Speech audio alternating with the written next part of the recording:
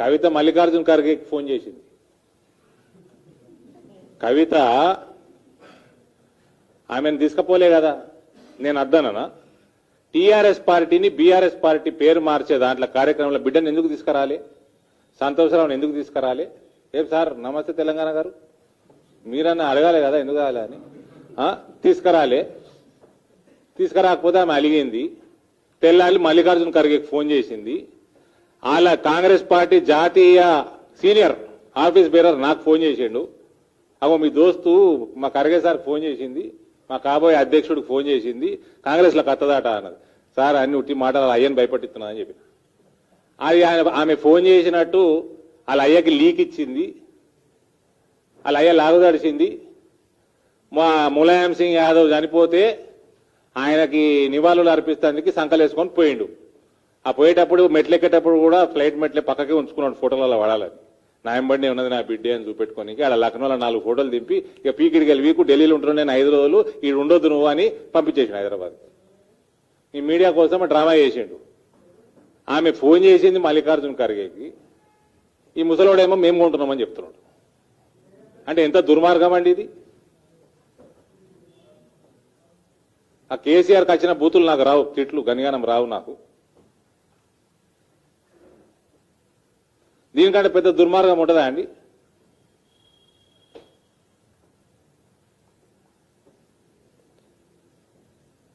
దివాలా కోరుతానం అన్నట్టు ఇదిగా. నేను అడగకంటే ముందే చెప్పిన మీకు ఆన్సర్. 10 సార్లు డిమాండ్ చేసిన మీ బీజేపీ కదా, పెట్టు బయట పెట్టు, కవితని కొంటుంది ఓడుకుంటుందనే కవిత బీజేపీలో ఆయన సస్పెండ్ చేద్దాం. కవితను వాళ్ళని కొట్టడానే ఆయన ఇమీడియట్ గా సస్పెండ్ చేయ. బండి సంజయ్ డిమాండ్, నేను నడ్డా గారి మీద డిమాండ్, కవితను వాళ్ళని కొంటే ఆయన బయట పెట్టమను సస్పెండ్ చేయమని చెప్తాం. సారా వ్యాపారం చేస్తాం అనుకుందానే మా పార్టీ.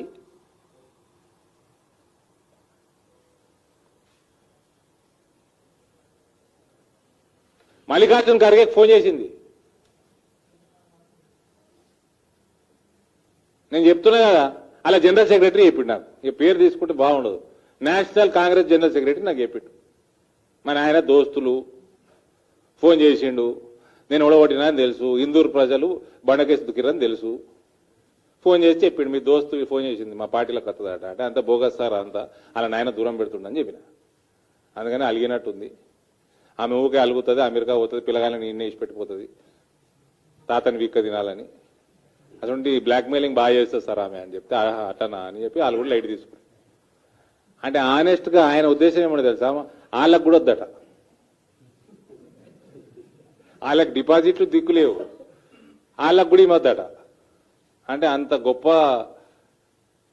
పేరున్నది మేడం. మాకెందుకే? ప్రజా జీవితంలో ఉన్నప్పుడు నీతి నిజాయితీ ఒక పద్ధతి, ప్రజలకు అంతో ఇంతో సేవ చేయాలనేటటువంటి ఒక ఆసక్తి ఉండాలి. కానీ అవన్నీ పక్కన పెట్టి నిన్న ఆయన ప్రెస్ మీట్ పెట్టిండు నిజామాబాద్ లో. పెట్టి ఏం చేస్తారు, కేసీఆర్ గారిని అనరాని మాటలు అంటున్నాడు. ఎన్ని రకాల మాటలు అనాలో అని అన్నాడు. ఒక ఆడబిడ్డగా నిజంగా అందులో ఉన్న కొన్ని మాటలు విని బాధ అనిపించి, అసలు మనకి ఇంత దరిద్రమైన రాజకీయం అవసరమా తెలంగాణలో? ఇంత చెత్త మనుషులు అవసరమా? ఇంత చెత్త ఆరోపణలు అవసరమా అని ఒక బాధతోని వాళ్ళు నేను ప్రెస్ మీట్ పెడుతున్నా. మా ఎంపీ అరవింద్ గారు బురదలు అంటాడు, ఆయన మీద రాయేస్తే తెల్లటి మన బట్టలే పాడైతే. అందుకే మేము ఎవరం పెద్దగా నేను పట్టించుకొని మాట్లాడము. అంతేగాని ఆయన ఏదో పెద్ద వీరుడో శూరుడో అని కాదు. అటువంటి బురద మీద రాళ్ళేయొద్దని చెప్పి ఇన్ని రోజులు ఆగినాం.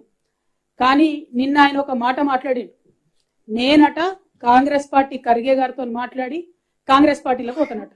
ఆయన కలవడ్డదో మరి ఎవడు చెప్పిండో, ఆయన ఏమంటుండు, ఎవడో కాంగ్రెస్ సెక్రటరీ చెప్పిండట. అంటే ఏంది విషయం? నువ్వే వాళ్ళతో టచ్లో ఉన్నావు, నేను లేను.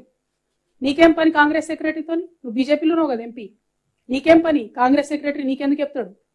నువ్వు నా మీద ఎట్లా చెప్తాడు ఆయన నీకు? అంటే నువ్వు ఎన్నికలలో వాళ్ళకి పైసలు ఇచ్చినావు కాబట్టి, ఎన్నికలలో కాంగ్రెస్ పార్టీ నువ్వు కలిసి పనిచేసారు కాబట్టి, నిజామాబాద్ జిల్లాలో ఏ చిన్న నాయకుడిని అడిగినా చెప్తారు కంప్లీట్లీ సరెండర్డ్ కాంగ్రెస్ పార్టీ అక్కడ ఎన్నికలలో. కాబట్టి ఇవాళ అరవింద్ అనేటోడు ఇవాళ పార్లమెంట్కి పోయాడు. మా నిజామాబాద్ ప్రజల కర్మ, దురదృష్టం, మన తెలంగాణ ప్రజల దురదృష్టం. నేను ఇవాళ ఒకటే మాట చెప్తా ఉన్నా, కాంగ్రెస్ పార్టీ కాదు, ఇంకో పార్టీ కాదు, నా బతుకు నా పుట్టుక తెలంగాణ. తెలంగాణ పేరు లేని, తెలంగాణ వాసన లేని పార్టీలతో నాకేం సంబంధం ఉంటుంది? నాకెందుకు ఉంటుంది?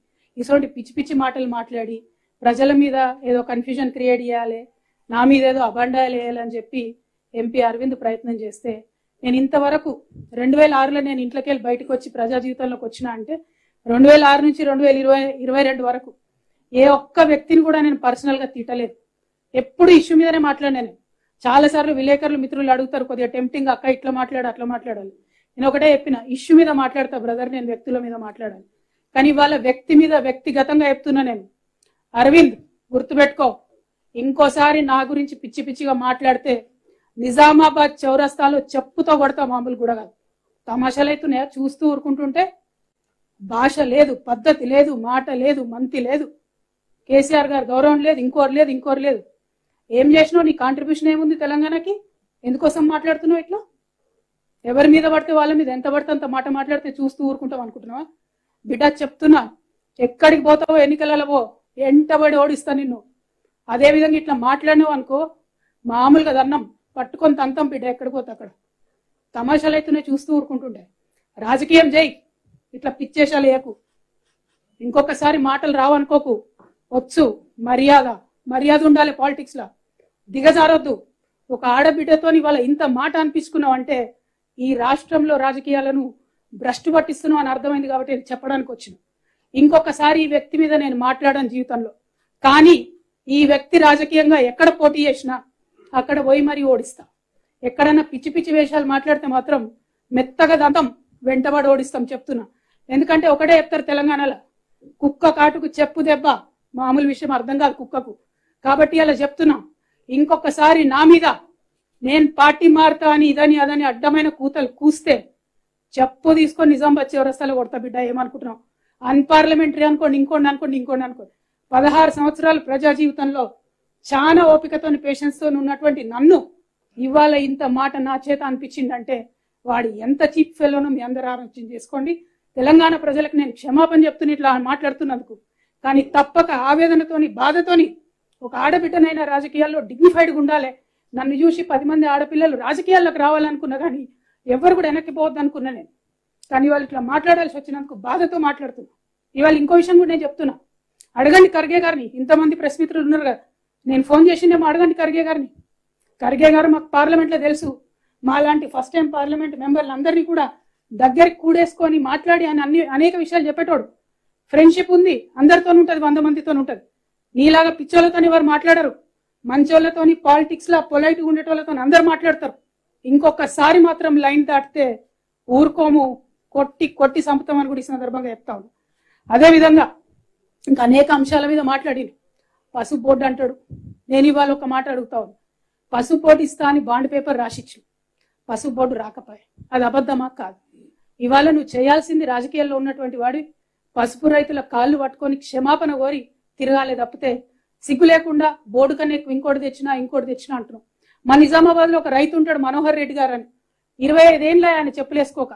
నేను పసుపు బోర్డు టాపిక్ తీసుకున్నదే ఆయనను చూసి ఇన్స్పైర్ అయినా. నేను పసుపు బోర్డు రావడానికి నేను చెప్పులేసుకోకుండా తిరుగుతా అని చెప్తే ఆయనను చూసి ఇన్స్పైర్ అయ్యి పసుపు బోర్డు కోసం ప్రయత్నం చేస్తా అని చెప్పి నా ప్రయత్నాలు మొదలుపెట్టినా. కానీ ఈయన ఎందుకోసం మొదలుపెట్టిండో తెలియదు. పాప మా మనోహర్ రెడ్డి అదే జాగరణ మంచో బిగరన్ మంచో మొత్తం అది బీజేపీ ఆర్గనైజేషన్. కానీ అక్కడ కూడా ఆయనకి ఏమాత్రం గౌరవం దొక్కలేదు. నేను ఇవాళ కోరేది ఒకటే, మనోహర్ రెడ్డి లాంటి రైతుల కాళ్ళు పట్టుకొని క్షమాపణ అడిగి నువ్వు తిరుగు. రాజకీయాల్లో ఉంటే నీతి నిజాయితీ కొంతను మర్యాద ఉండాలి, కనీసం ఆ ఇంగిత జ్ఞానం ఉండాలి. ఆ విషయం మీద ఆలోచన చేయవలసిందిగా నేను ప్రజలందరూ కూడా కోరుతూ, ఇంత నీచమైనటువంటి వ్యక్తి మీద ఆయన కోసం దిగొచ్చి ప్రెస్ మీట్ పెట్టాల్సి వచ్చినందుకు, ప్రెస్ మిత్రుల సమయం కూడా వృధా చేసినందుకు మీకు కూడా నేను క్షమాపణ చెప్తున్నా. కాకపోతే తప్పనిసరి పరిస్థితుల్లో చెప్తున్నా, ఇంకొక మాట ప్రెస్ అనేది ఈ వ్యక్తి మీద నేను పెట్టను. కానీ పొలిటికల్ గా ఎక్కడ పోయినా వెంటాడి ఓడిస్తాను మాత్రం ఈ సందర్భంగా తెలియజేస్తూ. హాయ్ ఫ్రెండ్స్, మా టుడే టుమారో యూట్యూబ్ ఛానల్ చూస్తున్నందుకు చాలా థ్యాంక్స్. మరిన్ని లేటెస్ట్ వీడియోస్ కోసం వెంటనే సబ్స్క్రైబ్ చేయండి. అలాగే ఈ బెల్ ని కూడా రింగ్ చేసేయండి. మా నోటిఫికేషన్స్ అన్ని మీ మొబైల్లో వస్తాయి. అలాగే మా వీడియోస్ మీకు నచ్చితే లైక్ చేయండి, షేర్ చేయండి, నచ్చకపోతే కామెంట్ చేయండి.